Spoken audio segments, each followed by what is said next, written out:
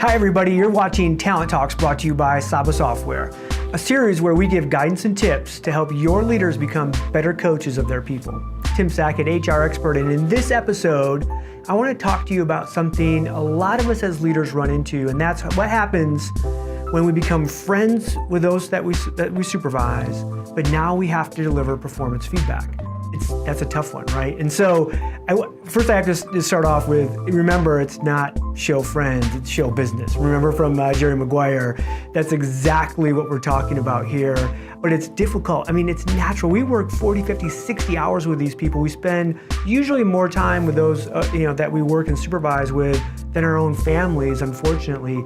And so it's natural as adults that we have very close relationships, become friends with those that we work with, that we support, that we actually supervise. And so don't think that this doesn't happen or shouldn't happen, because we're told all the time as a leader, don't become friends with those you supervise. It's not really reality. It's just not natural. I have people I supervise with that I'm on a golf league with and you go out with and I care about them, and then yet I'm not supposed to care about them. It's weird, it's strange, it's not natural. So I'm gonna help you on how you have these conversations, because there's like about 4 things I think you can do that can help you, because it's gonna happen. First and foremost, I'm actually gonna leverage that friendship. I'm gonna have that conversation and say, look, if we're friends, then I need this from you. And almost always, if you're truly friends, they're gonna bust their hump to do whatever it takes to show you and help you and actually make you succeed as a leader as well. It actually answers the question of, is this person really my friend? Because if they go sideways on you, guess what? They were never your friend, but they were leveraging you as a friend for whatever reason within the corporate structure and within a work structure. So the second thing would be is, we need to verify the performance of the actual individual. When we think someone's our friend, sometimes we get so emotional about it. And if I go to my peer group and said, hey, here's what I think I'm seeing out of Mark, but Mark and I are close, we're on golf league together, I don't know. Are you seeing the same thing, or do you think I'm analyzing this or overreacting? And a lot of times I want to check. I want to make sure, because if someone's my friend and they're not performing well, sometimes I feel like they're taking advantage of me and I get emotional about that. So I want to verify first. So third, I'm probably going to bring in a business partner, an HR business partner, to help me have this conversation. That might seem a little tough to the employee who believes they're friends. Why didn't you just come to me one-on-one?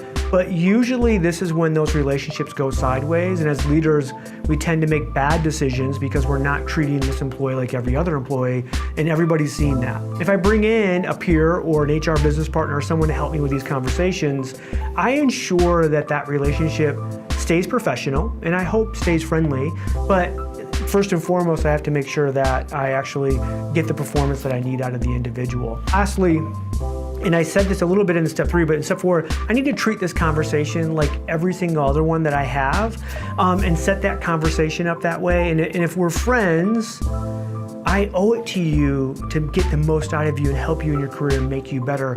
And this is why I'm delivering this message, and this is why I'm having the conversation the way I'm having it. It's a 50-50 shot that friendship will last. Let's be honest. Again, most people don't really like critical feedback, and they don't like to be told they're not performing well, especially if they believe you're friends, because somehow they think, I'm a friend, I'm performing well. What do you mean? But that's not exactly the case.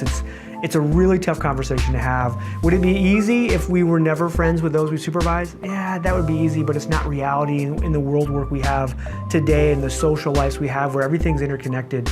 So we have to be able to deal with this as leaders, and this is one way I think that you can. So if you like the advice, give me a thumbs up. If you hate it, give me a thumbs down, let me know. Say, I would never do that. Or better yet, share with all of us the advice that you have on how you would deal with delivering a tough performance feedback conversation with somebody you consider a friend that you supervise.